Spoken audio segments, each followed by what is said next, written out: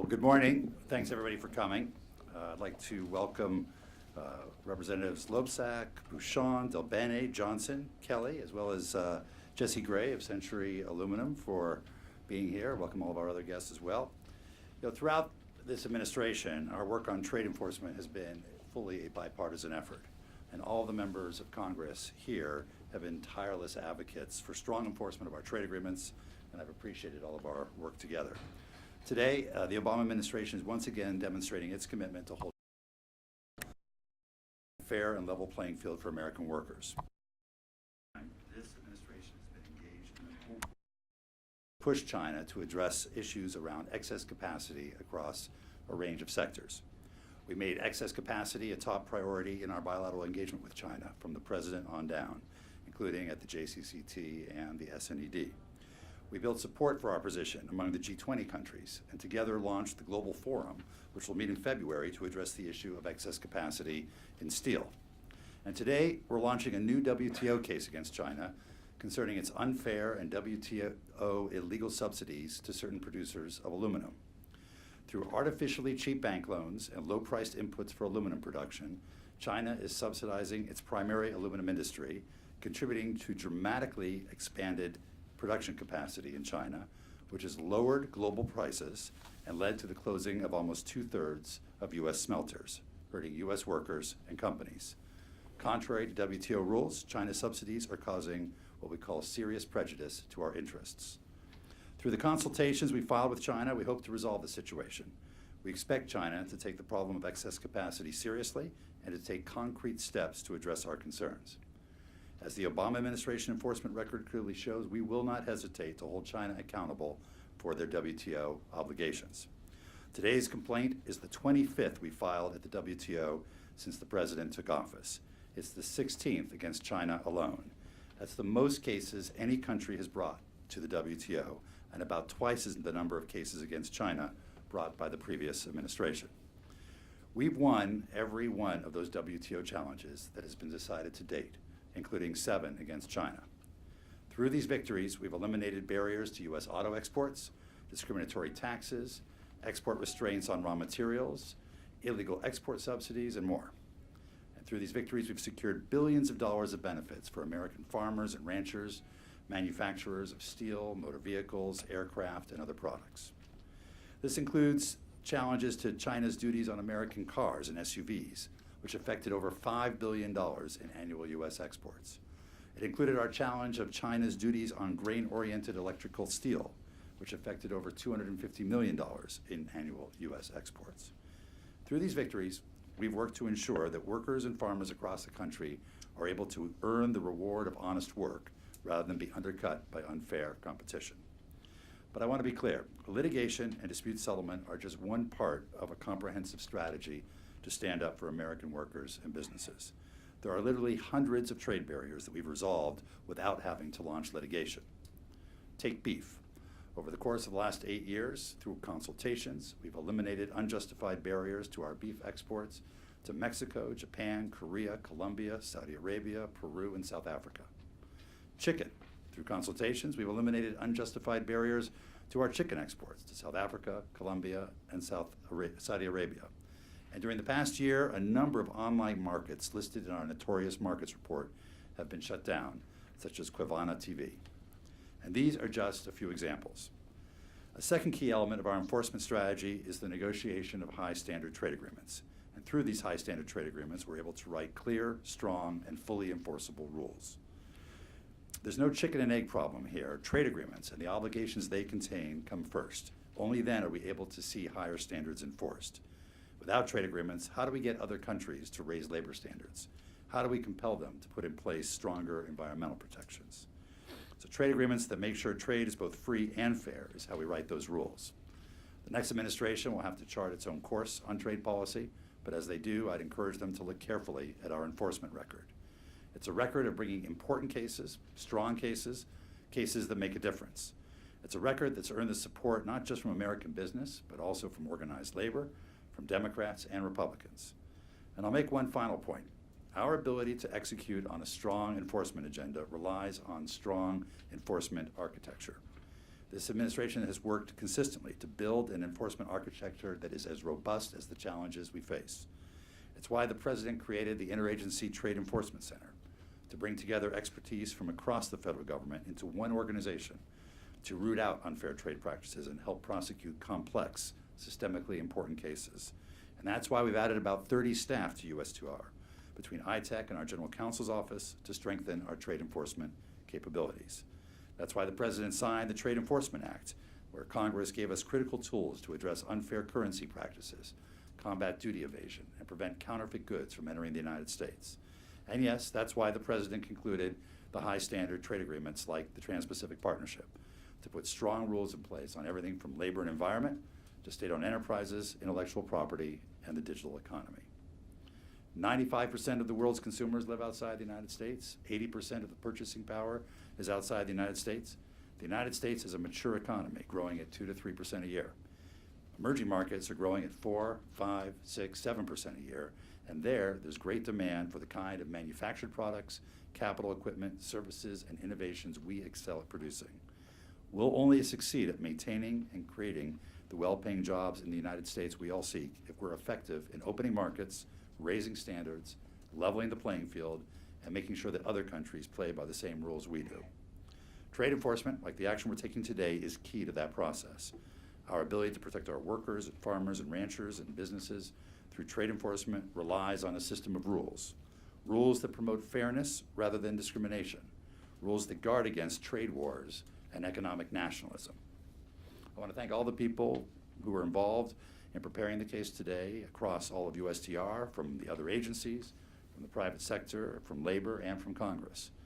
The incoming administration will have to make a number of critical decisions on trade, but I'd encourage them to continue our efforts to bring systemically important cases, to build out our enforcement architecture, and to ensure that the system of rules are as strong and the standards being negotiated are as high as possible. That's how we'll keep America great. Thanks very much. I'd like to introduce Wally Adeyemo, who's our Assistant to the President for International Economic Affairs.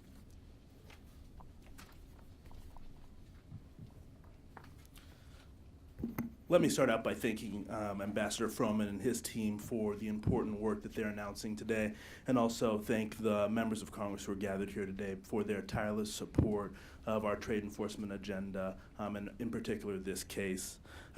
This administration's trade agenda can be summed up rather simply. It's working the level playing field for American workers and firms.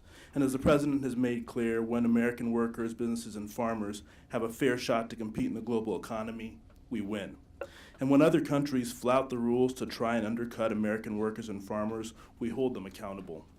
The principle has motivated the administration's focus on trade enforcement over the last 8 years, which includes dedicating significant additional resources to holding our trading partners accountable. And we're thankful to the members of Congress who supported the increase of resources to places like USTR and the Commerce Department, who have been laboring to make sure that we hold our trading partners accountable. Over the past 8 years, the President has signed legislation that provides an ambitious upgrade to our government's trade enforcement capabilities to ensure that Commerce can effectively use our trade remedy laws to provide a level playing field for American businesses, to give our customs agents at our ports and borders crossings the tools needed to detect and prevent illegal imports that violate our laws, and to provide additional resources to other federal agencies that play an important role in our overall effort.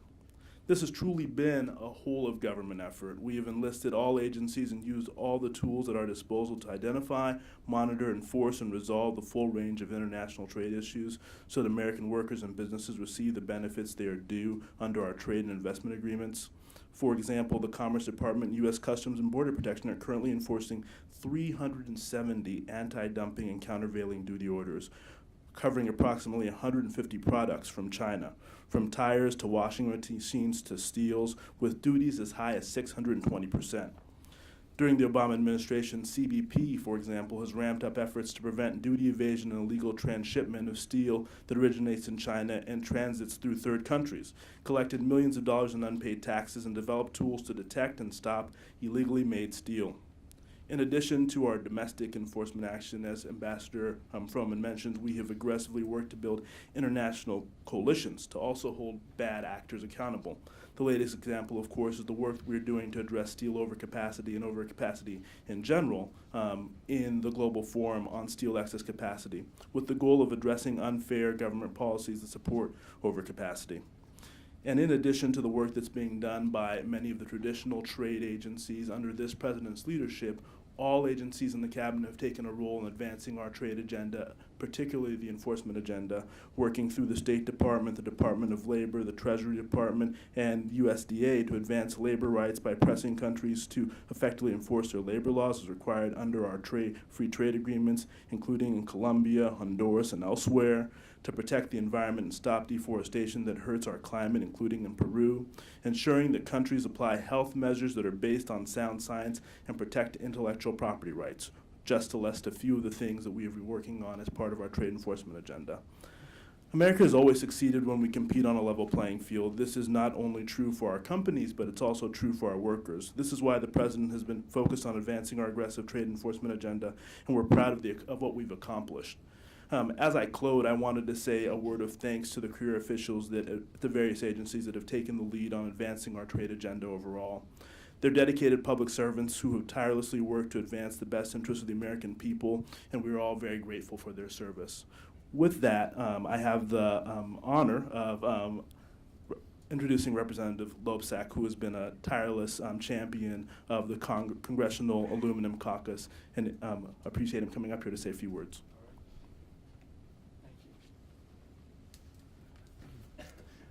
Thanks, Wally. And Ambassador Froman, thank you and your office for all the great work that you folks have done over the years, not only investigating the practices that we're talking about today on the part of China and announcing this enforcement action today, but all the work that you've done over the years on all kinds of actions like this. We know it's an incredibly, increasingly competitive world economy out there, but we have to just make sure that everybody's playing by the rules, so that our workers, our companies have a level playing field, because we know they're going to be great at it. They're going to succeed if they have that level playing field. I'm really happy to be here too, because this is such a bipartisan effort. We have 3 Republicans and 2 Democrats in the same room working on the same issue, trying to do the same thing. How often does that happen in Washington, D.C., right? Not very often. And I want to encourage the new administration coming in to continue to do the same kind of work, even intensify that work, if that's possible to do that going forward. Folks think of Iowa as a farm state, and we are largely a farm state. There's no question about that. But we also have a lot of manufacturing in the state of Iowa. The aluminum industry itself is very important in my district with Alcoa. It's an integral part of the economy in Iowa. And folks don't think about that, but it's really true. The industry operates over 20 facilities, handling all aspects of aluminum manufacturing throughout the state of Iowa. All told, these facilities employ thousands of workers directly, thousands more indirectly, and through suppliers in stable, good-paying jobs. Estimates are that the economic output between the manufacturing and wholesaling operations in the aluminum industry in Iowa reaches roughly $2 billion. Over $1 billion more in economic impact in the state derives from suppliers and other indirect contributions to the aluminum industry. So it's a big deal. And again, I know there are perceptions about the state of Iowa, sort of what we do there, but manufacturing is huge. Aluminum is very huge. Steel is huge. That's why I've been involved in some of the cases having to do with steel and the WTO and some of our trading partners who engage in unfair practices as well. So as I said at the outset, I know that if given a level playing field, our workers are going to outperform workers in the rest of the world.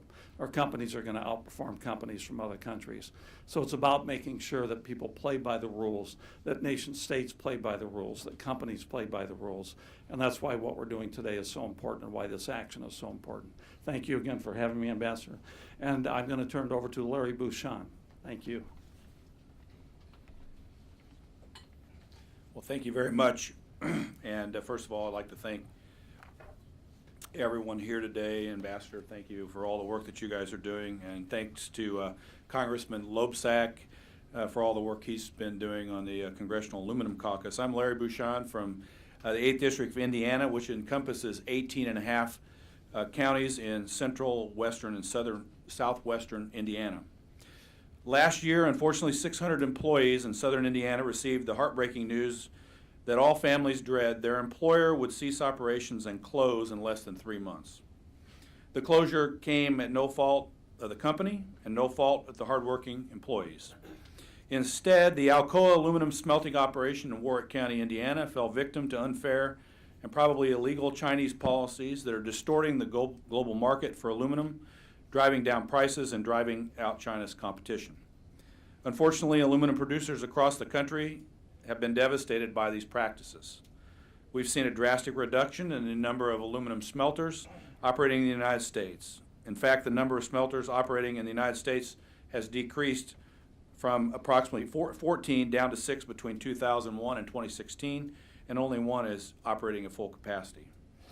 As a result, we've lost nearly 7,000 primary production-related jobs in the United States. The closures and job losses are a direct consequence of China's efforts to undermine the global marketplace through unfair subsidies and questionable trade practices. Between 2007 and 2015, Chinese aluminum production and capacity increased 154% and 243%, respectively. Meanwhile, U.S. production and capacity decreased 37% and 46%, while consumption increased. The central government in China artificially boosted its production of aluminum through unfair subsidies and other avenues. This has resulted in overproduction of aluminum in China and depressed the global market. Consequently, the global price for aluminum fell nearly 46%, adversely impacting the competitiveness of the American aluminum industry, which contributed to the closure of smelters like in Warwick County, Indiana, and the loss of American jobs. That's why my colleagues and I in the Congressional Aluminum Caucus have led efforts to highlight the issue of overcapacity and urged action to be brought on this case. This isn't just about the commodity price of aluminum. This is about protecting American companies, American workers from the consequences of a foreign actor maliciously manipulating the global market to gain advantage. It's critical that the United States take action to ensure the playing field is level, because as has been stated, when the playing field is level, our American companies and our American workers can compete and win on a global scale. I'm happy to see this announcement today, and I remain committed to holding China accountable for these unfair practices on behalf of American workers. Now I'd like to introduce another colleague of mine who serves on the Congressional Aluminum Caucus, Congressman Suzan DelBene. Good morning. Thank you, Ambassador Froman, for inviting us here today and for holding China accountable. And thank you for all of your work at USTR to ensure that the U.S. maintains and increases our global competitiveness. We're here today because we can't allow unfair practices of China to harm our economic growth. Americans' livelihoods are at stake, including folks who live in my district. Nearly every day, nearly 3,000 people in Washington State head to their jobs in the aluminum industry, and that work is directly responsible for $1.3 billion of our state's economic output. Aluminum is critical to Washington State's manufacturing sector and our middle class. Aluminum provides material for airplanes, buildings, and cars, just to name a few, and it helps create even more jobs in our community. But unfortunately, U.S. aluminum producers are fighting at an unfair competitive disadvantage as other countries' policies promote oversupply and market manipulation. That's why I'm grateful to Ambassador Froman and the Obama administration for filing this complaint today. We need strong rules and enforcement to ensure a level playing field for U.S. businesses competing in the global market. And that's why, as a co-chair of the bipartisan Congressional Aluminum Caucus, I called for an International Trade Commission investigation for these unfair and questionable trade practices, and that investigation is ongoing. Today's actions are an important step and shine a light on a growing and urgent problem. It's my hope that this enforcement action will spur China to come to the table and have a broader conversation about the entire aluminum supply chain. This problem is too important to get caught up in a protracted battle that could take years. The incoming administration should pick up the baton and keep the pressure on to resolve this as quickly as possible. Thank you, and now I'd like to introduce Congressman Bill Johnson from Ohio. Well, thank you. It's really good to be here this morning to join my colleagues in saying thanks to the Ambassador, Ambassador Froman, the White House, for bringing this important action through the World Trade Organization against China. I am Bill Johnson. I represent a district in the manufacturing belt of Ohio. It extends from about an hour outside of Cleveland to an hour outside of Cincinnati, borders the states of Pennsylvania, West Virginia, and Kentucky. And we've seen the impacts, the negative impacts of the kind of trade practices, overcapacity, overproduction that China's up to. I'm really encouraged by what we see happening today. The aluminum industry, as we all know, is a vital driver of the American economy, not simply throughout my district in eastern and southeastern Ohio, but across our state and across our country. Hundreds of thousands of jobs rely on its success, and it plays a key role in our nation's manufacturing base. So I look forward to working with Ambassador Froman and the team at USTR and others, along with my colleagues, to monitor and watch this case go through. You got to be optimistic at the track record that they've had and the many cases that they've won. The evidence is certainly on our side, so I'm encouraged by that, and I look forward to playing a constructive role along with my colleagues in watching this get done. And with that, let me turn it over to my colleague, my neighbor across the state lines in Pennsylvania, Representative Mike Kelly. Thank you, Bill. Good morning, everybody. I've got to tell you, I've watched Ambassador Froman, and we talk about the time he's put in. I want you to think about something. He exchanged other things he could have been doing with his life in order to defend our trade policies, in order to make sure that American men and women have jobs. So when we talk today, we talk about all these things in job loss, but I want you to understand, when you talk about a job loss in a worker losing his job, you're talking about the effects that it has on a community, the effects it has in our churches, our schools, and our ability to go forward. So these are so critical. And we see things that are out of whack, and we see China doing things like they're doing, and we're saying, look, you want to have a global economy. You want to have competition. But it better be a level playing field. And it better be a field that everybody can compete in and don't get gamed in. And so I've watched the ambassador since I've been here for 6 years. He works tirelessly to get this done, not on his behalf, but on the behalf of the American workers. It has nothing to do with Republicans, Democrats, by the way, because you see we're all lined up here today. It's about the American people. It all comes down to the American people, and what are we doing to protect them in a global economy right now that is fiercely competitive? It is people looking at markets and saying, I think we can grab more of that market if we just do something a little different. The overcapacity is killing almost every industry, but it's how you deal with the overcapacity. When you have players in the same market that say, we're not going to follow the rules, we'll do it differently, then we have to look very strongly at what we can do to level that playing field and not let it get so far out of hand. So being here today and spending some time with Ambassador Froman, Wally, thank you so much for being here, the administration. It shows the commitment that exists in our political system, not as Republicans, not as Democrats, but as Americans, to protect the people that elected us to come and represent them. Believe me, in Pennsylvania's 3rd District, which I represent, which is right above Pittsburgh, all the way up to Lake Erie, and borders the Ohio line, we're talking about 1,400 jobs. Now that may not sound like a lot in the total picture of how many jobs there are, but I guarantee you, to those 1,400 people, that is critical. That's a house payment. That's putting a roof over the heads of their children. That's planning for their kids' future. It is critical to them. So I don't think we should ever look at even one job and say, it's okay, we only lost this many jobs. It's not okay. And in a global economy, we have the ability to fight back when somebody does something that's unfair. So I'm so proud of what Ambassador Froman has done, of Wally, what the administration has done to fight for American jobs and to fight for the American people. Thank you all for being here today. As we go forward, the fight's just begun. It has just begun. We're going to make sure that we level the playing field for every single American. Thanks so much. Ambassador, thank you.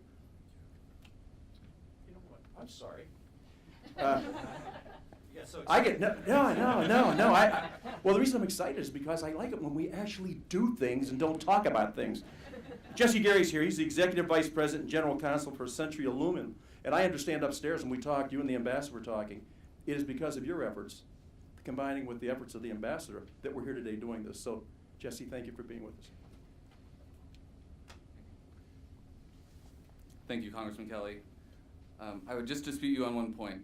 I would like truly to thank Ambassador Froman, General Counsel Tim Reif, and the USTR and ITEC staffs for all of the hard work they put in on this case. We know it's an extremely detailed case, and the countless hours were spent on its research and development. It's truly credit to them that the credit is deserved.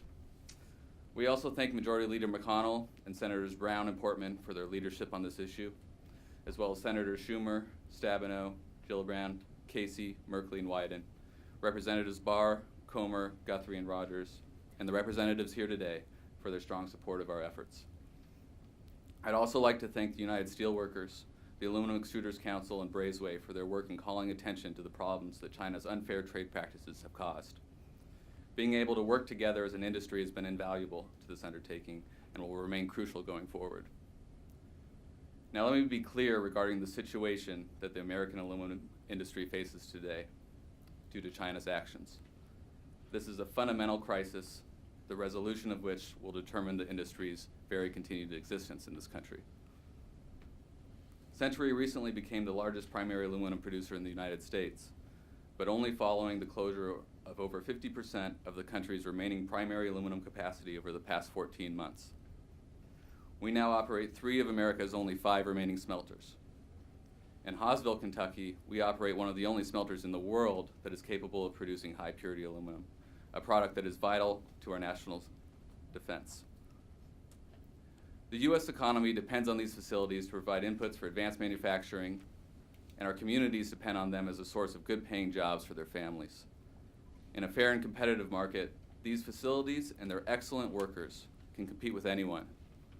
But today they are struggling for survival due solely to China's actions. The United States has been involved in many large WTO cases, but I truly believe that this case will be one of the most important. It is critical to the U.S. aluminum industry's survival, of course, but it is also emblematic of the ways that China's economic model, through excess debt-fueled investment and persistent industrial overcapacity, creates economic distortions around the globe. This case will finally bring much-needed scrutiny to China's state-led industrial policies, the array of illegal subsidies that they bestow, and their devastating effects on both the U.S. and global economies. This case is vital, but it is only the start of what we see as a long-term effort to restore and maintain fair trade and balance in the global aluminum industry. We look forward to continuing to work with this work in the coming months and years, and thank again Ambassador Froman and his team. Thank you. Well, once again, let me thank all of the members of Congress, as well as Jesse, for taking time out of their day to be here and for their ongoing support of our enforcement efforts. That completes our on-the-record portion of the press briefing. We will all leave and leave you with Tim Reif and his team for the background briefing on the details of the case. Thanks very much for being here.